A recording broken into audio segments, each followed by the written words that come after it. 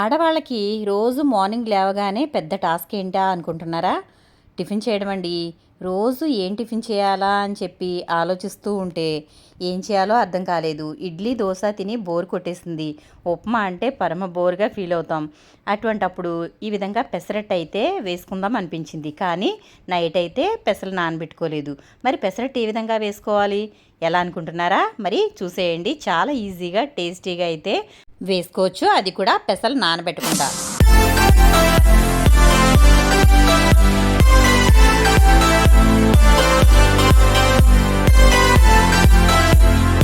పెసరట్టు వేసుకోవడానికి ముఖ్యంగా కావాల్సినవి పెసలు కదండి. నేనైతే ఇక్కడ పెసలైతే 2 కప్పుల వరకు తీసేసుకున్నాను. ఇప్పుడు వీటిలో ఏమైనా రాళ్ళు అలాంటివి ఏమన్నా ఉంటే ఇవన్నీ శుభ్రంగా ఏరుకోవాలండి. ఈ విధంగా నీట్గా క్లీన్ చేసుకున్న తర్వాత వీటిని ఒక 2 సార్లు అయితే శుభ్రంగా కడిగేసుకోవాలి. ఆ తర్వాత నేనైతే మిక్సీ జార్ అయితే తీసుకున్నాను. ఇప్పుడు మనం కడిగి పెట్టుకున్న పెసల్ని డైరెక్ట్గా మిక్సీలో వేసేసుకోవాలి. ఇందులో వాటర్ ఉన్నా పర్వాలేదండి. ఇవి మంచినీళ్ళు అయితే చాలు.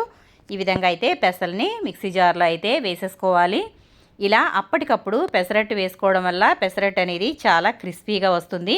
అలాగే చాలా పలుచుగా కూడా వస్తుందండి. మీరు కూడా ఒకసారి ట్రై చేయండి ఫ్రెండ్స్. చూసారు కదా, నేనైతే పెసల్ని ఈ విధంగా నానబెట్టకుండానే డైరెక్ట్గా మిక్సీలో వేసేసి ఒకసారి అయితే మిక్సీ పట్టుకున్నాను. చూసారు కదా, మనకి ఇలా అయితే వస్తాయి. ఇప్పుడు ఇందులో కొంచెం పచ్చిమిర్చి, అల్లం కూడా వేసుకోవాలి. నేనైతే ఒక 5 పచ్చిమిర్చి అలాగే ఒక అంగుళం అల్లం ముక్క వేస్తున్నానండి. ఆ తర్వాత రుచికి సరిపడా ఉప్పు అయితే వేస్తున్నాను. నేను కల్లుప్పు వేస్తున్నాను. మీరు ఏ ఉప్పు అయినా వాడుకోవచ్చు. సాల్ట్ అయినా వేసుకోవచ్చు, పింక్ సాల్ట్ అయినా ఏదైనా కూడా వాడుకోవచ్చు. నేనైతే ఇక్కడ కల్లుప్పు వేశాను. ఈ విధంగా ఇప్పుడు మనం ఉప్పు వేసుకున్న తర్వాత ఈ పచ్చిమిర్చిని, అల్లం ముక్కల్ని కొంచెం చిన్నగా కట్ చేసుకుని ఇవి కూడా వేసేసుకోవాలండి. ఇలా వేసుకున్న తర్వాత ఇప్పుడు మిక్సీ పట్టేసుకుందాము. ఇది మళ్ళీ ఒకసారి అయితే మిక్సీ పట్టుకున్న తర్వాత కొంచెం కొంచెంగా వాటర్ వేసుకుంటూ ఇది పలుచగా చేసుకోవాలండి.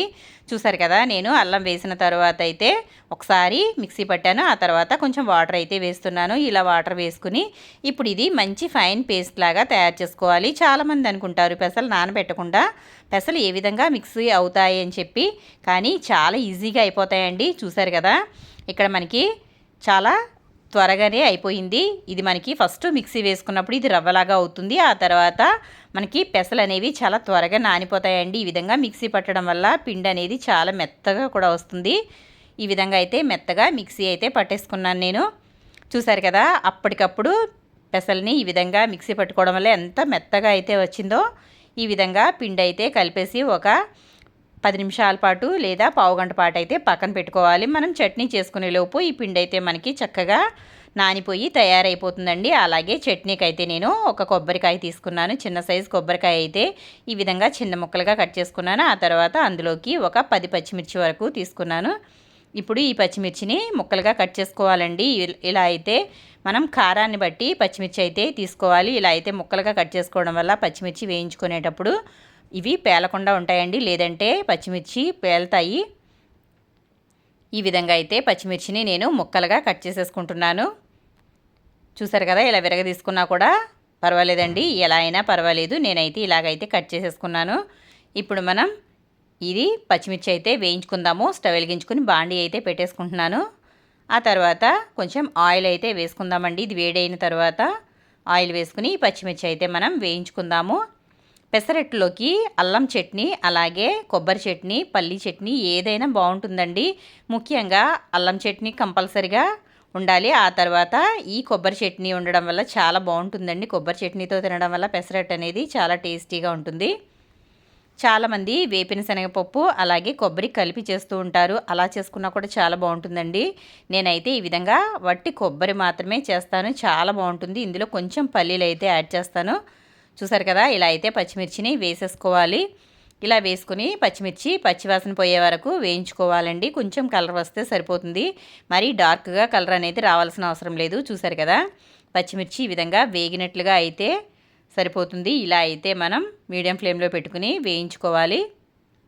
ఇలా అయితే మీడియం ఫ్లేమ్లో పెట్టుకుని పచ్చిమిర్చిని వేయించుకోవాలండి. పచ్చిమిర్చి బాగా వేగడం వల్ల ఇది మంట అనేది ఉండదు. కాబట్టి పచ్చిమిర్చి అయితే మీడియం ఫ్లేమ్లో పెట్టుకుని ఇలాగైతే మగ్గనివ్వాలి. ఒక 2 నిమిషాల పాటు దీనిని ఇలాగే వదిలేద్దామండి. అప్పుడైతే మనకి పచ్చిమిర్చి చక్కగా లోపలికంటూ కుక్ అవుతాయి. ఆ తర్వాత స్టవ్ ఆఫ్ చేసుకుని చల్లారి పెట్టేసుకోవాలి. ఆ తర్వాత నేను తీసుకున్న కొబ్బరి ముక్కల్ని మిక్సీ జార్లో వేసాను. అలాగే ఇందులో మనం వేయించుకున్న పచ్చిమిర్చి కూడా వేసేసుకోవాలి. ఆ తర్వాత ఇందులో కొంచెం చింతపండు, అలాగే ఒక అర స్పూన్ జీలకర్ర, అలాగే 2 వెల్లుల్లి రెబ్బలు వేసుకోవాలి. ఇలా వేసుకున్న తర్వాత ఇందులో కొంచెం ఉప్పు అయితే యాడ్ చేసేసుకుందామండి. మనకి టేస్ట్కి సరిపడా ఉప్పు అయితే వేసుకోవాలి. ఆ తర్వాత ఇది ఒక్కసారి మిక్సీ అయితే పట్టేసుకుందాము. మనకి కొబ్బరి అనేది కొంచెం నలిగేలాగా ఇలా అయితే మిక్సీ పట్టుకోవాలి. చూసారు కదా, ఇప్పుడైతే ఇందులో నేను కొంచెం పల్లీలు అయితే యాడ్ చేసేస్తున్నాను. ఇవి వేయించిన పల్లీలండి. ఈ విధంగా వేయించుకున్న పల్లీలు వేసుకోవడం వల్ల చట్నీ అనేది చాలా బాగుంటుంది. ఇప్పుడు ఇది కూడా ఒకసారి మిక్సీ పట్టేసుకుందాము. చూసారు కదా, మనకి చట్నీ అయితే రెడీ అయిపోయిందండి. మనకి కావాల్సినంత వాటర్ వేసుకుని మనకి ఎంత అయితే గట్టిగా కావాలా పలుచగా కావాలని చూసుకుని ఇలా అయితే మిక్సీ పట్టేసుకుని గిన్నెలోకి అయితే తీసుకుని దానిపైన కొంచెం పోపు అయితే వేసేసానండి. చూసారు కదా, మనకి కొబ్బరి చట్నీ చాలా ఈజీగా టేస్టీగా తయారు చేసుకోవచ్చు. ఇది దోశలోకి, ఇడ్లీలోకి, అలాగే పెసరట్టులోకి, దేంట్లోకైనా సరే చాలా బాగుంటుందండి. ఏ టిఫిన్లోకైనా ఈ చట్నీ అయితే టేస్ట్ అయితే చాలా బాగుంటుంది. అలాగే నేను ఇక్కడ స్టవ్ వెలిగించుకుని బాండీ అయితే పెట్టేసుకున్నాను. ఇది కొంచెం వేడైన తర్వాత ఆయిల్ ఏమీ వేయకుండా ఈ విధంగా దోశ అయితే వేసుకోవాలండి. ఇలా అయితే చూసారు కదా, ఒకసారి మనకి మధ్యలో ఈ విధంగా వస్తుంది. కానీ మనకి నాన్ స్టిక్ పాన్ వాడుతున్నాం కాబట్టి జాగ్రత్తగా దోశ అనేది వేసుకోవాలి. ఎక్కడ కూడా ఏమీ పగులు అనేది రాకుండా చక్కగా ఈజీగా వచ్చింది. చూసారు కదా, ఇలా అయితే కొంచెం వేగిన తర్వాత రెండో వైపుకి అయితే టర్న్ చేసేసుకుందాము. చూసారు కదండి, పెసలు నానబెట్టే అవసరం లేకుండా అప్పటికప్పుడు వేసుకోవడం వల్ల దోశలు అనేవి చాలా ఈజీగా టేస్టీగా క్రిస్పీగా వస్తాయండి. చూసారు కదా, ఒక పావు గంటలోనే పెసరట్టు అయితే రెడీ చేసేసుకోవచ్చు. ఏం టిఫిన్ చేయాలా అని ఆలోచించే గ్యాప్లో మనం ఈ టిఫిన్ అయితే ఈజీగా తయారు చేసుకోవచ్చండి. చూసారు కదా, క్రిస్పీగా ఉండే పెసరట్టు అయితే ఈజీగా రెడీ అయిపోయింది.